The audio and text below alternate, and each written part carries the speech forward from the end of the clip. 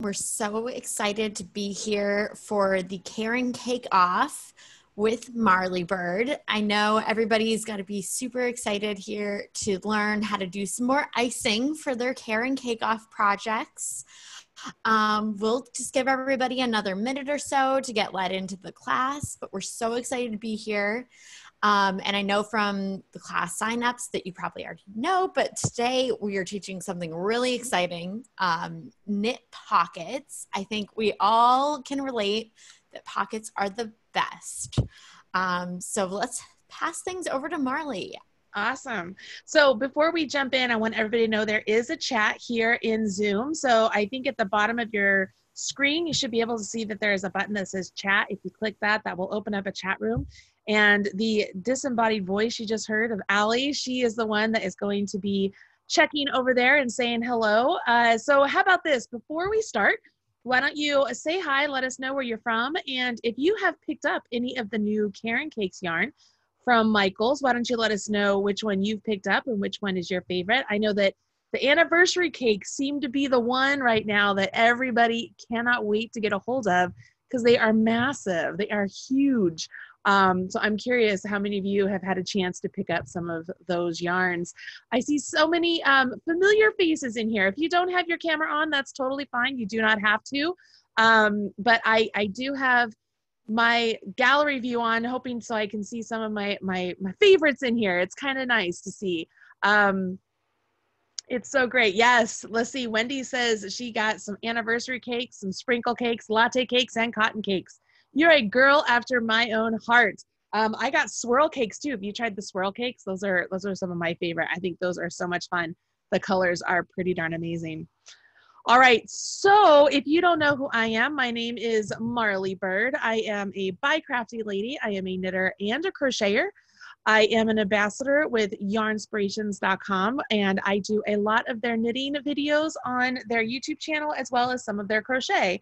I'm a designer. I'm a knitwear and crochet designer. I write books. I have my own YouTube channel, marleybird.com. I have a podcast. I have a blog. I travel the country teaching. I can't think of anything else other than I'm a wife to a very understanding husband and a mom to 3 kids and 2 dogs. So my plate is full, to say the least. I love doing these Michaels classes here on Zoom. This is like my 6th or 7th one at this point. Like, I think they're a lot of fun to do. And I'm excited that today I not only get to teach you how to make a very simple scarf that is great for men and women. It's very masculine and feminine, depending on the look you want to go with. But we're going to talk about pockets. And as a woman, it's one of those things that the first time you put on a dress and it has pockets in it, what's the first thing you do? You're like, somebody gives you a compliment. Your dress is so great. You're like, it has pockets, right? I saw a joke the other day that somebody said that the old adage of who wears the pants in the family is out of date. You need to say who has the pockets in the family, you know, because it's usually the men have the pockets, but it's like women have pockets too now. And so we're going to talk about some really easy ways to add pockets to your pieces. I chose 2 very basic ways today to talk to you. One is going to be sort of a non-conventional way, I guess. And it's one where we're going to kind of pre-plan where we want our pocket to start, and then we'll go back after the piece is done and pick up stitches and create a pocket. And another one is the pretty standard of creating a patch and then just sticking that on. So talking about pockets, I know in the crochet side of the crafting unity or community right now, there's a huge craze on pocket shawls, which, you know, is fine and dandy. The person who kind of started the craze, she had kind of a cool picture. People were like, oh, this is great. I want to do this. But in reality, a pocket shawl, it's really just a big rectangle shawl, right, that we slap on a pocket. So you can turn anything into a pocket shawl or a pocket scarf or a pocket wrap. All you basically need to do is figure out what kind of a stitch pattern you want to use for the body of your wrap, and then what kind of pocket you need to add on. The 2 different pockets we're going to talk about today, they are not the only ways to do pockets in the knitting world. There are so many different ways, really advanced ones, even like maybe even more easier ones. I don't even know of any other easier ones, but just saying that to say that what we're going to learn is not the only way. And if you end up finding another way to add a pocket, I would love to know what that is. So on Facebook, you can join me on the Marley Bird Facebook page and or even the Marley's Minions Facebook group and let me know, hey, I took your Michael's class and I found another way to do a pocket. I would love to find that out. All right, I feel like I've given some people some time to get here, kind of get relaxed, feel like they're in place. Allie, do they all have links to the pattern that we're going to be working on today? Yes, so I will be dropping that link in the chat here for the landing page to the Caron Cakes contest, because we don't want you to forget that really with the Caron Cake Off that we really want to see how you add your own icings. Marley, do you want to tell them a little bit of details about that? I can absolutely do that. I'm going to pull up the page to make sure I say everything correctly. If you guys don't know, there is the Great Caron Cake Off. The whole idea is sort of like the Great British Bake Off, I guess. I don't know. I'm not very into TV. I'm not very savvy with it, but it's the Great Caron Cake Off contest. And the whole, it says, grab your knitting needles, crochet hooks, and favorite Caron Cakes yarn. And it's time to share your handcrafted masterpiece with the world for a chance to win. So you create something with the Caron Cakes. It doesn't have to be a Caron Cakes pattern. It can be anything you want. Take a picture of it, and you will then come back here to this page on Michael's, the landing page that Allie added, and you will submit the picture. It says, be sure to check the submission requirements before entering. So you submit your picture, and I think it's randomly going to select a grand prize winner who will receive 500 Caron Cakes and a virtual meet and greet with a yarn influencer. And hopefully it's one of the yarn influencers you really like over at Yarnspirations. But 500 balls of yarn, you guys, that's a lot of yarn. So one winner will receive that. 4 finalists will receive 50 Caron Cakes. So even a finalist, that's a lot of Caron Cakes for sure. So don't miss your chance to win. Make sure you grab some of that yarn that you have already listed in the chat that you have on hand and enter for the Great Caron Cake contest. All right, cool. So you have the pattern. The pattern that we will be using today is this one, you guys. It is the herringbone knit scarf. And this scarf, if you can see, so this is the herringbone side. This is the public side. And you see it looks like, there's stitches that kind of go this way and stitches that go this way. It's really not it's that those stitches are passed over. You'll see how they work. It is reversible. The reversible side has a really unique texture. So it's not the herringbone texture. It's a different type of texture, which makes this particular stitch pattern really great for items that we want to be reversible, like a scarf, maybe like a pocket shawl, like a wrap, like, I can't even think of anything else. Can you guys think of anything else that you'd want to have something reversible? The fabric is squishy without being super dense. And part of that is making sure that you pair up a bigger size needle than maybe what the yarn requires. I know that this particular pattern, we're going to use size 15 needles. And what does this, the yarn itself says it requires or it suggests a size 11. So we're using a bigger needle with this yarn to make sure that we don't get essentially like Kevlar once we create these stitches. So this is a great stitch pattern that you guys can just put in your little knitter's toolbox and have it on hand. So whenever you want to maybe make a knit blanket or a scarf or whatever it may be, you have this on hand to do it. So I'm going to start off here teaching you how to do the herringbone stitch. Okay, everybody good? Hi, Barbara Doll. I see you over there, my friends. Oh, hi. There's so many wonderful faces I absolutely recognize. All right, we're going to go to my hands now, and you will see down here once it switches over. Let me say later. I have a little swatch built up here, and yes, there is an oddball color there. We're going to go back and pay attention to that later, but this swatch here is essentially a little bit of the pattern already worked up. It is a 2-row repeat, so you only need to memorize 2 rows. And the stitch multiple for this, you guys, is 3 plus 1. Now, if you have a chance, write that down.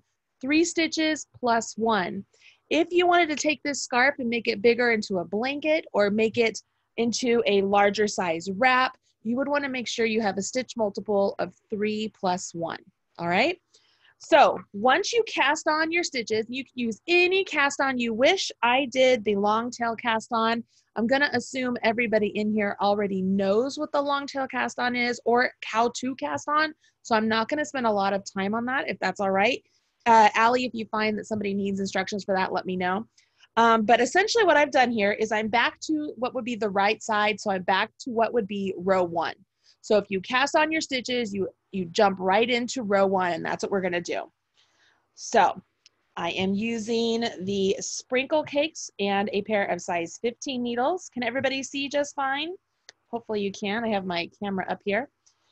In the pattern, you will see that the first stitch you will do here on the right side is a knit stitch. So I'm going to go in and I'm going to knit my first stitch and let it jump off.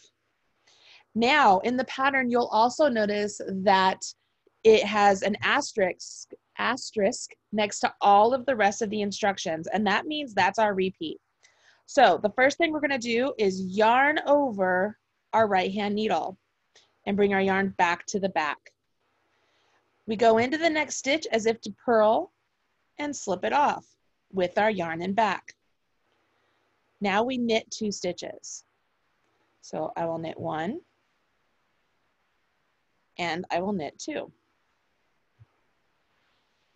What I want to do now is this stitch right here that I slipped, I want to pick it up and have it leapfrog over these 2 knit stitches.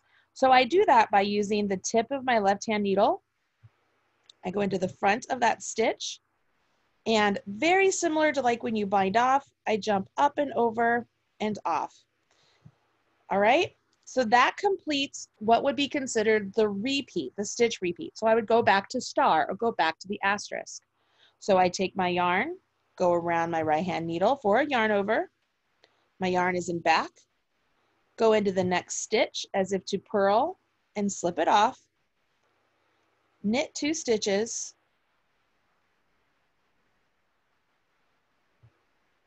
And then I want to take that slip stitch, have it jump up and over those 2 stitches. And you would just do this all the way down the row, no matter how many stitches you've cast on. As long as it's the multiple of 3 plus 1, you'll be good. I'm going to hold the yarn in my other hand for those of you who are continental, so you can see how this looks with the yarn held in the opposite hand. It's the exact same stitches or everything. I'm just holding the yarn in the opposite hand. Yarn over my right hand needle, slip a stitch as if to purl, knit 1, knit 2, have that slip stitch jump up and over. Can you see how when you have that stitch jump over, it leaves that diagonal right there? And that's what is creating that herringbone stitch pattern. It's that stitch that's jumping over. And so when we work our way back, that stitch there is the one that's going to jump over, which makes it go the opposite direction. Does that make sense? All right. I saw a question here. Somebody was asking what kind of needles I'm using. I am using circular needles just because I tend to use circular needles for everything I do. And these are actually Addi Turbo needles. So that's what I'm using here today. All right. So I'm just going to do this all the way down the road to get to the end. Pretty easy stuff. You guys could get pretty used to this. You'll notice what I usually will do, I pull the fabric down to kind of elongate that slipped stitch. So that way I can go into it and jump over. I'm using size 15 needles, you guys, size 15, which is a 10 millimeter, if that helps. And you can use straights to complete this scarf, absolutely. I just really prefer circulars and I use them as straights, okay? So that's what it looks like after you complete row 1. And you might think to yourself, well, Marley, you did all these yarn overs. Isn't that an increase? Well, yes, it is. However, because we also did that slip stitch, pass slip stitch over is what that's called, that's the decrease. So for every yarn over you created a decrease with that pass slip stitch over. All right, so your stitch count has stayed the same. Any questions so far? Pretty good. So the pattern, you guys, if you go to the Michaels link that Allie added and scroll down to where it has the image of the herringbone scarf, and I think it's click on details. Let me see here just really quickly so I can make sure. I think it says view project. If you click on view project, it will take you to a page that you can then view the instructions and you can follow along with me that way. All right, so I am on the second row. The second row, I am going to be purling. So it is a bed of stockinette stitch. So this first stitch, I'm going to purl 1. Then you'll see I have a star. Now this is very important, and a lot of people mess up yarn overs on the purl side because of this. You want to yarn over your right hand needle for the purl side, but we want to bring our yarn back between our needles, back to the front, so that way our yarn is in the correct place. So when we slip this next stitch as if to purl, we want our yarn in front, all right? And then we're going to purl 2 stitches. You guys see that? Just like before, that slip stitch right there, we want to have it leapfrog up and over those 2 purl stitches. So I always elongate down, grab it, and then have it jump up and over. Okay, so let's do this again. I'm not primarily a thrower, so I'm going to do my best to show you with it over here. So I'm going to yarn over my right hand needle, but I want to bring my yarn back between my needle, back to the front. So it really gives that long yarn over there. Okay, you see that? Then I'm going to slip a stitch as if to purl, and then I purl 2 stitches.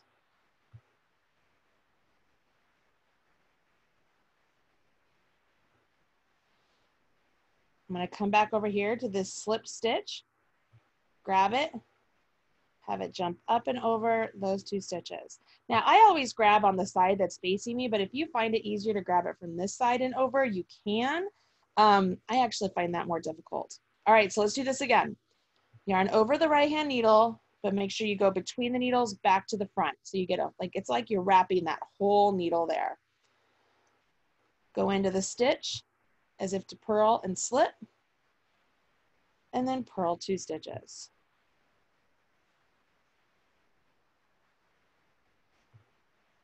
Yep, it was 3 plus 1. That's the stitch multiple. Grab the slip stitch, jump up and over. And the reason you know that, guys, is because think about it. We're working 3 stitches here. So I yarn over, I slip 1, so that's my first stitch. I'm supposed to purl 2, so I purl 1, so that's my second stitch. Purl the second one, that's my third stitch. Have the slipped one, jump up and over, and that completes my stitch multiple, right? So, or my stitch repeat. So that's 3 stitches I used. So it's 3 stitches. That's why you need a multiple of 3. And then when we start off with that 1 stitch down here, that's the plus 1. Make sense?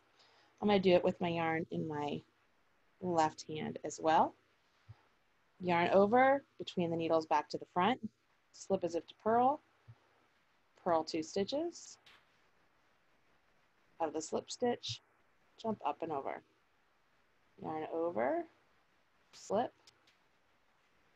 purl 2,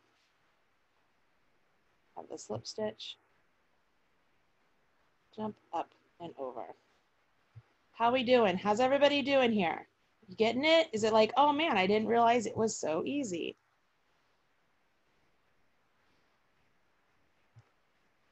See that? No, I saw a question come up. It says, on every 3, do you add 1 to give you 4? No, you would do a multiple of 3 stitches. So work with me here. So here's our plus 1. I'm going to just tag that out of the way. So from here on out, I should have 3 stitches. So 1, 2, 3, that's 1. 1, 2, 3, there's 2. 1, 2, 3, there's 3. 1, 2, 3, there's 4. 1, 2, 3, there's 5. 1, 2, 3, there's 6. 1, 2, 3, there's 7. So I have 7 repeats plus 1 on my little swatch here. Can you see that? Okay. Now I'm back to the front of my fabric. Again, when you get to the front of the fabric, that's when you get this herringbone look. On the opposite side, just like I said before, you get a really nice looking stitch pattern here. It's not the herringbone, it's a different stitch pattern, but it's really super lovely. I really, really like this stitch pattern. Pretty cool, right? And I mean, this is so easy just to make a little bit wider or a little bit narrower or do whatever you want here. Pretty cool. All right, so I'm gonna go back to my face and I'm gonna see if I can look at some of these chat questions here. and see if there's anything here I can help you with a little bit more. So Yvette is asking, hello, Yvette, how are you doing over here on a knitting view? I can't believe you're in knit. So let's go back to my face camera, whoever is running the show over here. There we go, thank you. So I had Yvette here. It says on the purl row is the stitch we are slipping the yarn over from the knit row. Actually, no, it's the stitch right before the yarn over.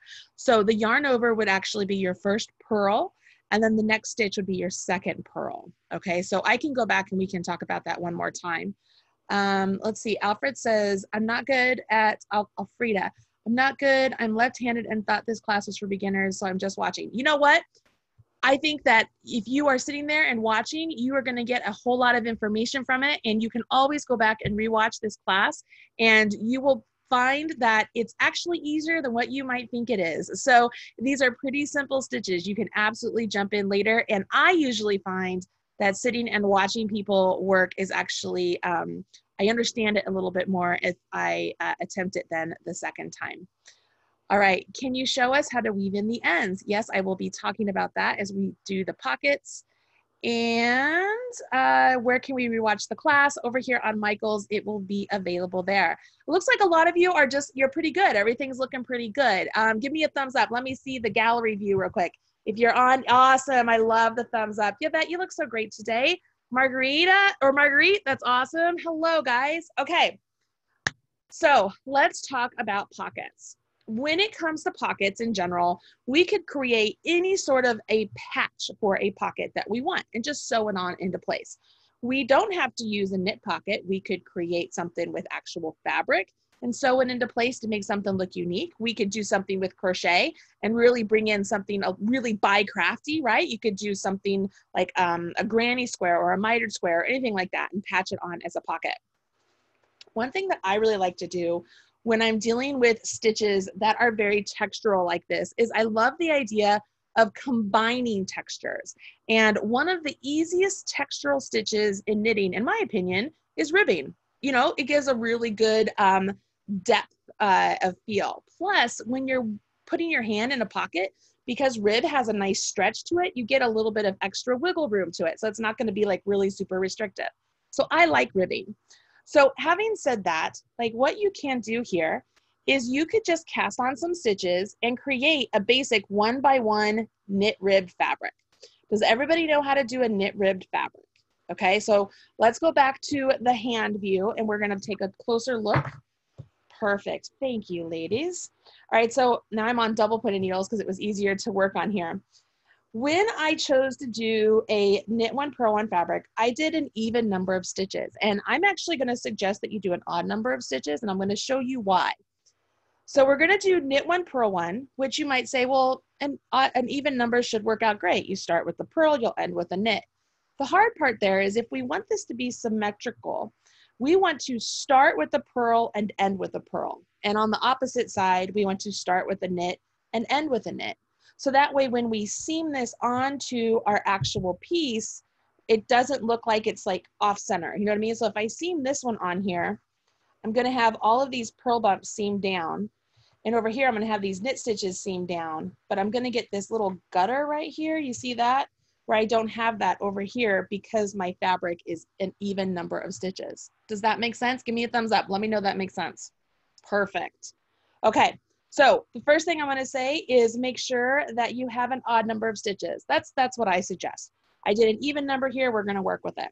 Just cast on your stitches, and then you would work your knit one, purl one ribbing, or purl one, knit one ribbing, depending on what side you're on. And this is just like anything else. You'll purl the stitch, bring your yarn between your needles, and you knit your stitch. Bring yarn between the needles and purl a stitch. Between the needles, knit a stitch. And I'm just going to do this all the way down. And one thing I like to do whenever I'm doing ribbing and I'm getting ready to do a bind off is I like to bind off in pattern. Now, how many of you have ever done a bind off in pattern before? Or do you know what that means? I'm seeing some of you shake your heads and you're just like, I'm not really sure what that means, Marley. All right, well, I'm assuming if you are a knitter, you have bound off or cast off your stitches, okay? And So when you bind off your stitches or cast off your stitches, you're essentially doing very similar to what we did when we had the ribbing here, or not the ribbing, that slip stitch jump up and over those two knits. It's very similar when you're doing bind off. So when you're doing a basic bind off, whether this was a purl or a knit, we would just knit that stitch, we would knit this stitch, and then have that stitch jump over that one. When you're binding off in pattern, you actually follow the pattern you've already established. So because I'm assuming all of you now know how to create some sort of a ribbing patch or a pocket, that's all I've done here. And as far as the width and stuff, knowing that you're gonna sew this onto your scarf or your wrap, and you're not gonna be having it really out like that, I think you're gonna sew it on just like so. So that is so there's a lot of sews going on. You're gonna sew it on like so that way when your hand is in it, you know, you get a little bit of expansion, okay? Because you don't want it to be pulling in on your actual scarf or your wrap. So I just lost my train of thought because I got caught up in all the sews. All right, so we are going to bind off in pattern. This first stitch is a purl, so I'm going to purl it. Next stitch is a knit, so I'm going to knit it. Now I have 2 stitches on my right hand needle.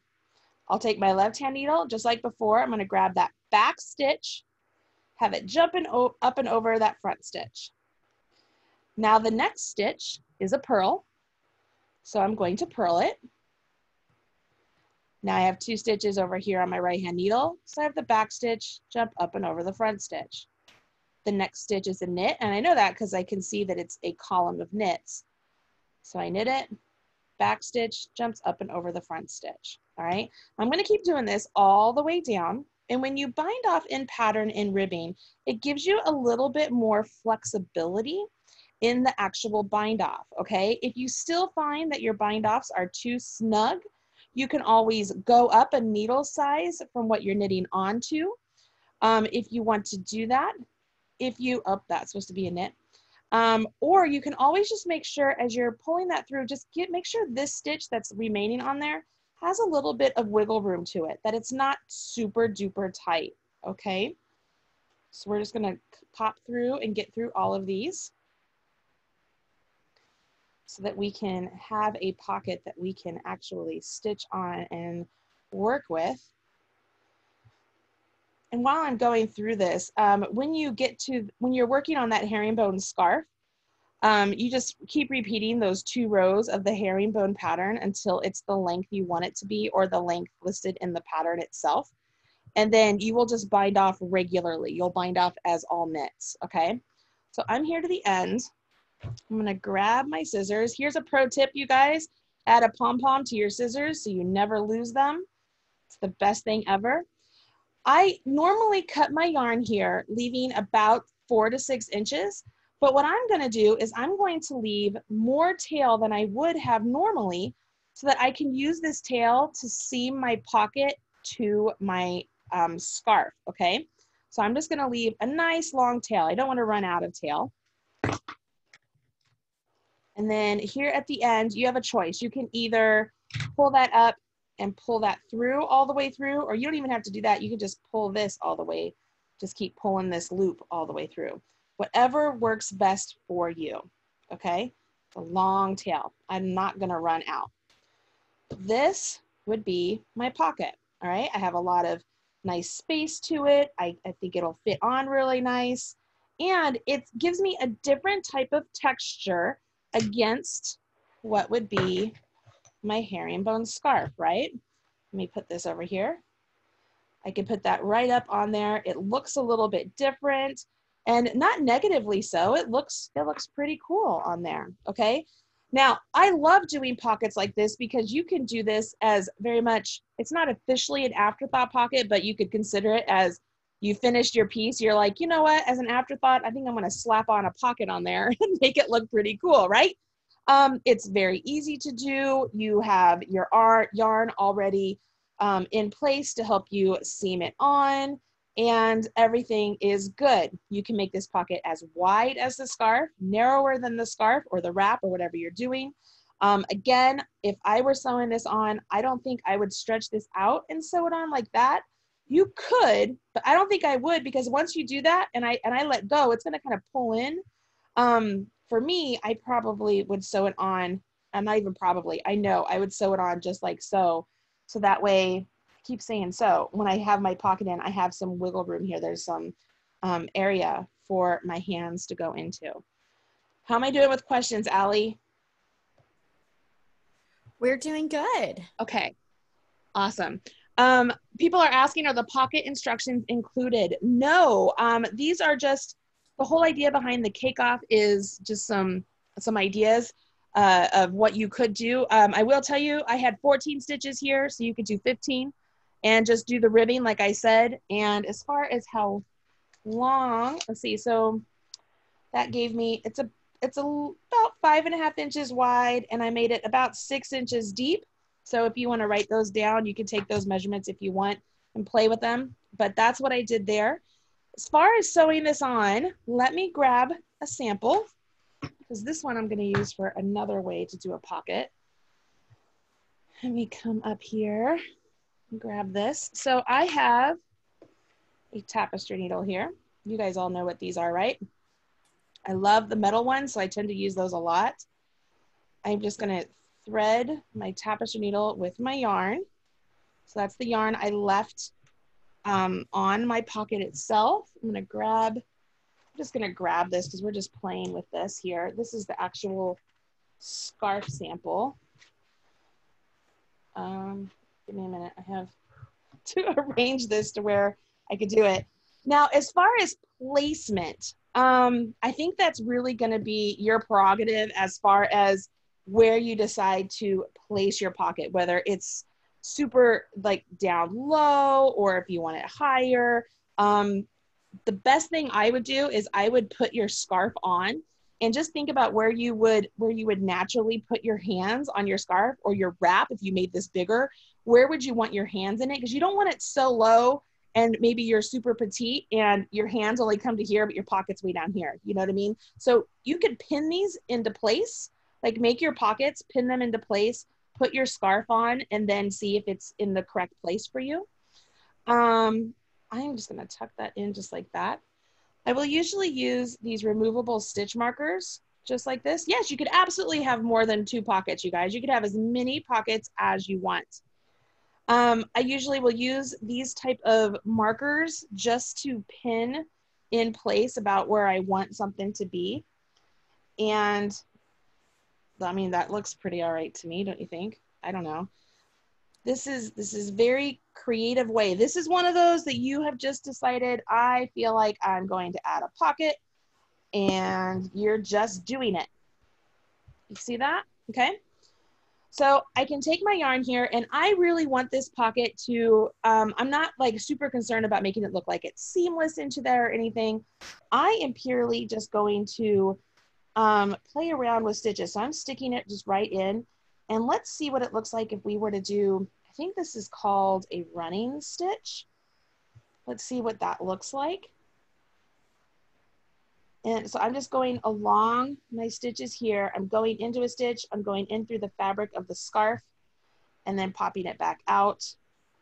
Let's see what that looks like. And you could decide, you know, we could get this going and be like, you know what, that's not really secure enough for me. I want it to be a little bit stronger.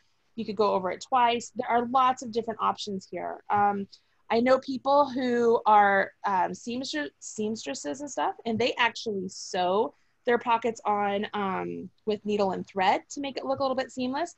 But look there, look how nice that looks. And that was my knit edge, okay? So remember, I had an even number. This is my purl edge. You can see the bumps there, so it's gonna look different. But on my knit edge here, so if I had this as an odd number and I had knit stitches on either side, it would look really nice going down. And this is, I mean, it feels pretty good. I know you guys can't feel what I'm feeling right now, but it feels rather solid. And if you use one of these metal tapestry needles, you see how it has that little kind of lip into it? It helps really get that yarn through. Do you guys want me to seam this whole thing on now? How are we doing on time? I think we're doing all right on time. let's go a little bit further and kind of see what's Yeah, going we're on. doing good on time, Marley. All right. So I would like to know what everybody's thinking. Like, I feel like I'm talking a lot, which is necessary if you're teaching. But as I'm doing this, I would like to hear what you think. Cool. Wendy says that she likes this a lot. I do too. I really like the way this looks right there with that knit stitch. All right. So I absolutely think that if you did the odd number like I suggest and have a knit stitch over here, it'll be nice and clean. It'll look like it was meant to be that way. All right. Did you use the same size needles when you were doing the rib stitch for the Yes, pockets? I did. So I actually, my rib stitch itself, I actually knit it with my circular needles, and then I realized I needed my circular needles for the class. So that's why I transferred them over to my double points just to hold them. So these double points are actually 13s. They're not 15s, but I didn't knit this on these. Like just those last 2 rows because I needed them for the class. But I knit these actually using my size 15 needles here. So if you finish the scarf, you can then go back, use your needles, whatever you use for the scarf, to knit your pockets, and you don't have to worry about having extra needles or anything like I had. All right, so down here at the bottom, this is where we have to kind of be like, all right, how are we gonna do this? Because we have this nice kind of ribbed texture going here, and we wanna make sure that it's also very nice and secure. So I'm gonna do the same thing here, guys. I'm just going to do, I think that's called running stitch. Anybody in here know? I always get them all confused, the running stitch and the slip stitch, and I'm not an embroidery person, so I tend to get all that messed up a little bit. So maybe somebody in here knows better than I do. Yes, it's a running stitch. Thank you, Deborah Dove. Oh, I love Tina's idea. You could always do a whip stitch with a contrasting color yarn. Ooh, absolutely. Or a blanket stitch, make it like super really neat. Or you could get this all sewn on. And then I know that there are Buy Crafty men and women who are here in the class, and you could do a slip stitch, decorative slip stitch, very similar to what Moogly taught at the last class. Like those decorative slip stitches and stuff could be very beautiful and at the same time help secure things in place. So don't ever think that a finishing technique is there just to make your life make your life crazy, because I know what it's like, you guys being like, I just gotta get this thing finished, and we're just like, oh, I don't want to do any more finishing. But it can really make or break a piece sometimes. And just kind of as a side note, you don't have to make the pocket the same color as the scarf you made. If you have one of the other colors and you want to just mix and match colors, you could totally do that. Are you guys good with this? Do you want me to do more, or is that seem pretty good? I mean, let me unpin this and you can kind of see, like you can see my hand can go in there pretty well. It's nice and secure. I would, if this were mine, I would go ahead, I shouldn't say if it were mine, it is mine, but if I wanted to continue, I would go ahead and seam up this side, and I would just leave this top part open, okay? And say that you have this, you're like, man, it just feels like it's kind of floppy. Well, because these are big stitches, you could always get like a toggle button and put it over here, and it would absolutely fit through those stitches, and you could have a toggle button there to hold the pocket in place. Boom. All right, how many of you did I just blow your mind with the idea of a button? And I didn't have to make you do a buttonhole. Like, that's brilliant, right? Great question here from Yvette. Do you think the pocket will weight the scarf down? I think that depends on what stitch pattern you are using. I will tell you that this particular, the fabric itself, it's not like it's a lace weight fabric where it's really gonna pull, but it's definitely gonna have a little bit of weight to it. But not so much so that I don't think the fabric and this yarn could hold up to it. But if you're going to choose a different fabric or a different yarn or a different stitch pattern, that would be something you'd have to do by case basis. All right. So that's one pocket. How many of you are like, oh, well, that's easier than I ever thought it would be? Because it really is. It's really, really easy. And if you've just left the yarn already attached when you did that bind off, like left the tail nice and long, you don't have to worry about a whole bunch of extra ends to weave in. And it just makes it pretty darn easy. Pretty darn easy. All right, so I'm going to move this one out of the way if there aren't any more questions with it. Everybody good with this one? Awesome. I know you guys are loving that toggle button idea. Buttons just make things look fantastic. I was actually talking to Tamara from Moogly the other day about a design she was doing for beginners, and she wanted to add some buttons to it. And I was like, just add the buttons as decoration. Don't make them like actual functional, just add decorations. And it just changed the whole thing. Like it made this beginner piece that she was making look like something spectacular. That anybody, somebody who had to be super talented to make. And it's just like, no, I just added some buttons. All right, let's look at this one. So this is one I'm playing around with. And I've done what would be called like an afterthought heel or an afterthought thumb before in knitting, where you get to the part of the piece that you're making, and in the spot where you want stitches to be able to be free again later on, you actually knit with the contrast yarn at that spot. So I was like, all right, I'm gonna give that a try. So what I did is I got up to this spot, I worked over like one stitch pattern repeat, then I grabbed a contrasting color and I just knit across these stitches. Then I took, you know what, this is what we're gonna do. I'm gonna show how to do this. I'm not gonna describe it. I'm gonna just show you how to do this. I'm gonna show you what I did. Okay, so I am on a row 1. This is definitely the more difficult way to go, but it's a different look. You could try. So I knit 1 and then I did a repeat.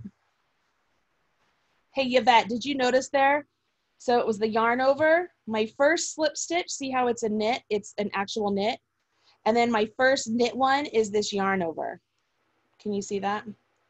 I know that she had asked that earlier, so I wanted to show that. Okay, so I did that and I was like, all right, well, let's say I want my pocket inset from that. So then I dropped the color I was using. I picked up a contrasting color and I left a nice long tail. And then I'm just going to knit across stitches until I get down to where there's another repeat at the end. Now this is just an idea, you guys. You do not have to do it this way. It was just one, I was like, this might be cool. Do you have to use a contrasting color? No, but I liked the idea of possibly using a contrasting color and making the pocket a contrasting color, which is why I chose to do it too. Not just because it makes it easier for you guys to see. So I got to the end here, grabbed my scissors, and I left a nice long tail because my plan was to leave these stitches in place, weave in these tails to really secure it, okay? So here's what I'm doing. So you're like, okay, you just cut your yarn, Marley, but your other yarn is all the way down here. What are you gonna do? Well, I'm gonna slip these stitches going into the back leg. I'm just slipping them back over to my left-hand needle. So I'm putting them back in play. All right, you guys with me so far?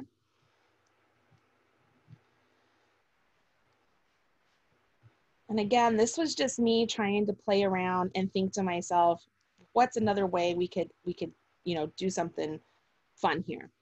All right, so I still have the same number of stitches, right? So I'm just gonna pick up in my stitch pattern where I left off. So I am where I do a yarn over, I slip one, I knit 2, and then I have this one jump over, okay? So it looks a little goofy, but it works. So what I do here is later on, I'm gonna get through this row, and then I'm gonna grab my needles and I'm gonna go through and I'm gonna pick up these loops and we're gonna build stitches off of them. All right, so let me see. Did I do it that way? Hold on, I gotta remember. Did I do that? No, I just knit these. Let me jump back, stop, rewind. I feel like, oh, what is that movie? The Chocolate Factory guy, where he's like, rewind that. Okay, so this is what I did. So I put those on and I didn't want that jump over to be there. So then I just knit across these. So I know it breaks up the pattern, but I knit across them,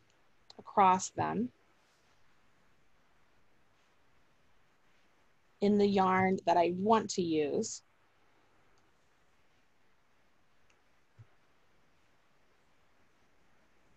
And when I got down to where it was this one,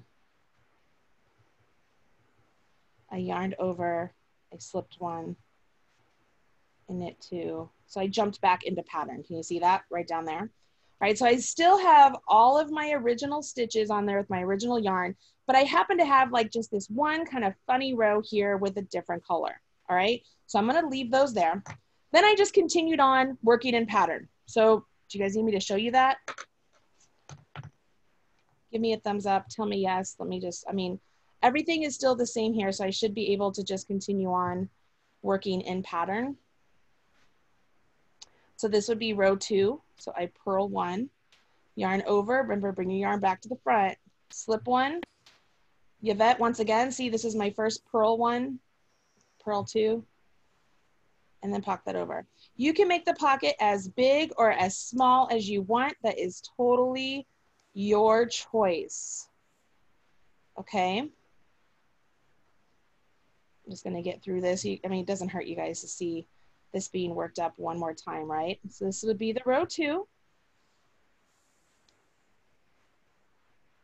Let's see, yarned over, slip 1.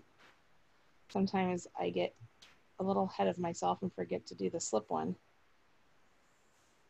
Yes, you can absolutely turn this into a larger rectangle shawl. Simply use the stitch multiple, which is 3 plus 1, and just cast on a larger number of stitches and make it into something bigger for sure. This is a great idea. And just kind of as a side note, if you guys are really into pocket shawls, you should really join me for the turkey trot. And that's all I'm gonna say, because it's a mystery make along over Thanksgiving weekend. All right, can you see there how putting in that one row of random yarn didn't disrupt any of my stitch patterns? So everything is still the same, and I would just continue on. And now I just have this one random row of yarn there. All right, so you're like, Marley, what are you gonna do with that? All right, so this was my thought. I was like, I like the idea of these stitches down here that I could pick up and make a pocket. So I'm gonna grab my other set of needles. I'm gonna pick this up, and I'm going to, normally if you're doing an afterthought something or other, you would actually pick out this yarn that you just put in, releasing all of the loops that you just knit into, releasing the loops that are up there, and you would be able to work something in the circle. So I'm doing something a little different here in that I'm not ripping out those stitches. I'm actually gonna keep them in place. They're just going to be where the bottom of my pocket is going to start. And so that way, when I go to seam my pocket, I'm just gonna seam these sides. The bottom of my pocket is already gonna be joined, all right? I just thought this was something fun to do. So I'm gonna come over here, and you know the stitches for a knit stitch, they're kind of like, they're like a V.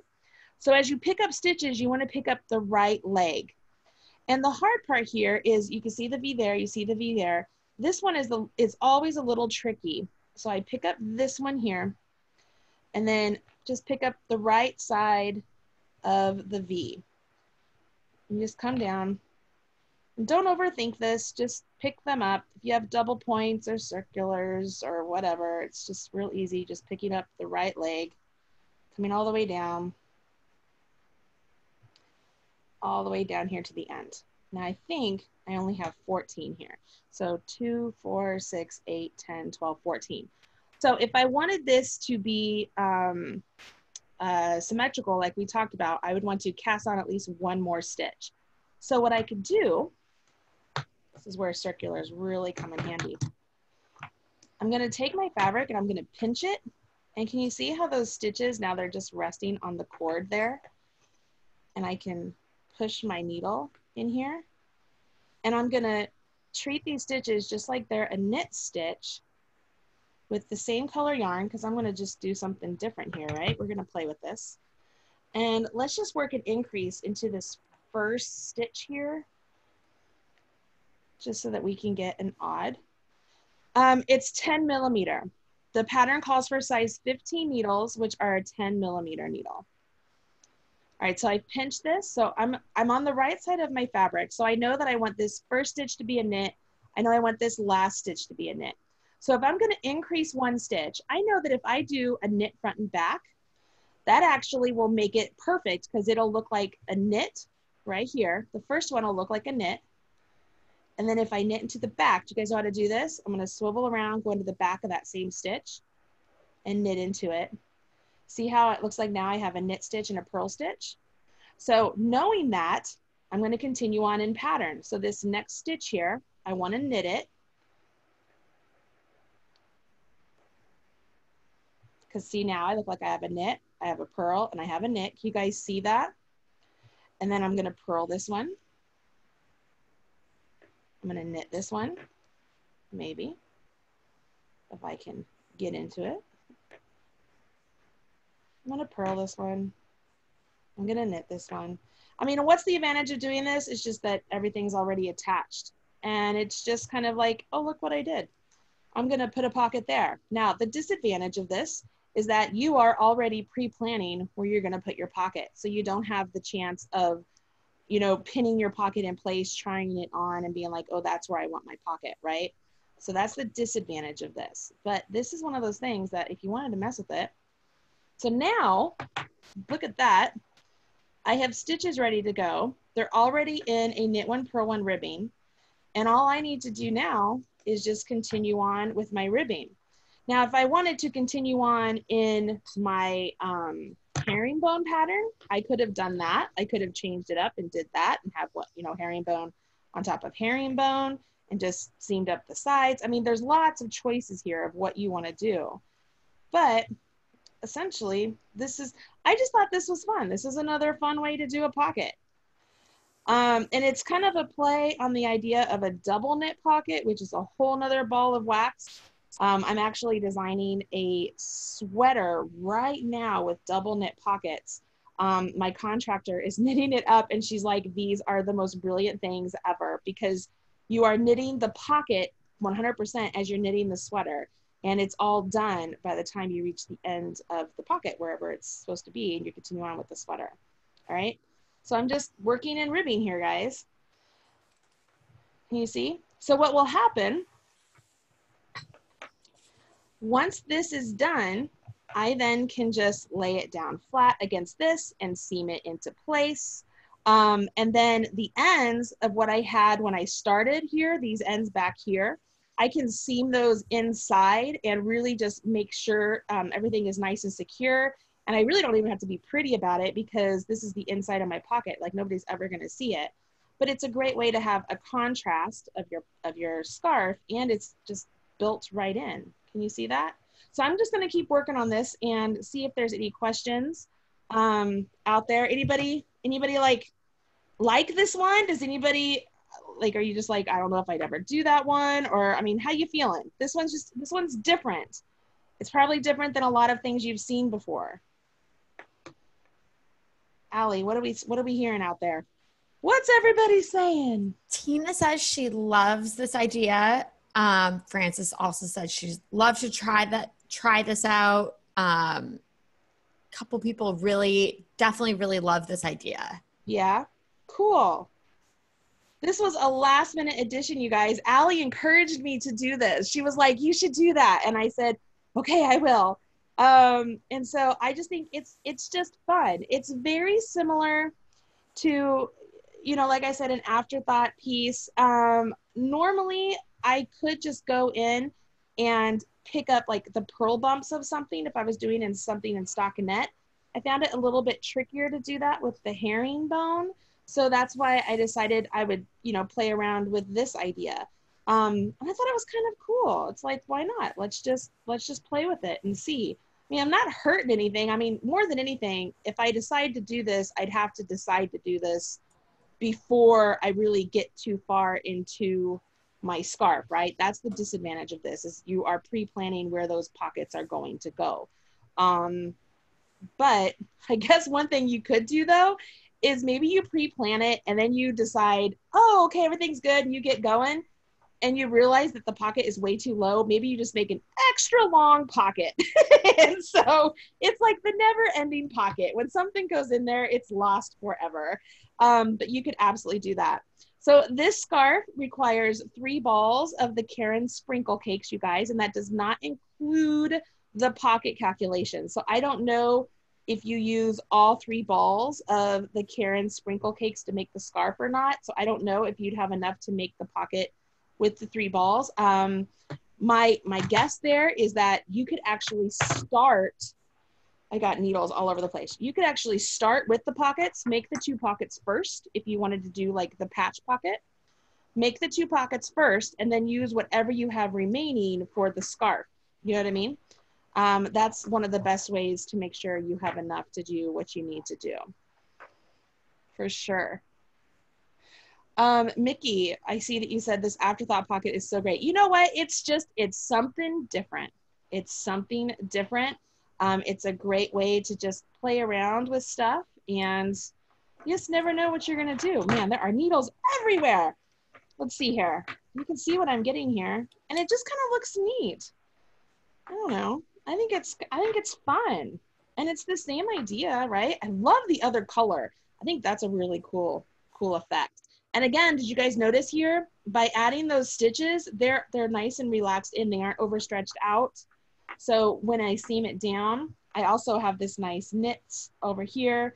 I have the same knits over here, so it'll be nice and symmetrical, seaming it down. I mean, it just looks really cool. It looks really cool. All right, so I'm gonna come back to my face here and say hello to everybody. Oh my gosh, so many of you. Yvette, what do you think, girlfriend? Did I blow your mind? Oh gosh, Linda, you look like you are having a great time over there. Yay. Oh, that's just so nice to see so many of you. Hi, Teresa. It's nice to see you again. It's just so much fun to add pockets to things, whether it's a sweater you're making, a scarf, a wrap, gosh, whatever it is, it's just fun to have that option to add pockets. Everybody loves a pocket. Even kids love pockets where they can hide their little rocks or whatever little treasure they find in the world, right? So show of hands, how many of you are now thinking about the different projects you have on hand that you want to add a pocket to? Gosh, there's quite a bit of you. Yes, I see you. I see you, Barbara. I see you. I see you, Sean.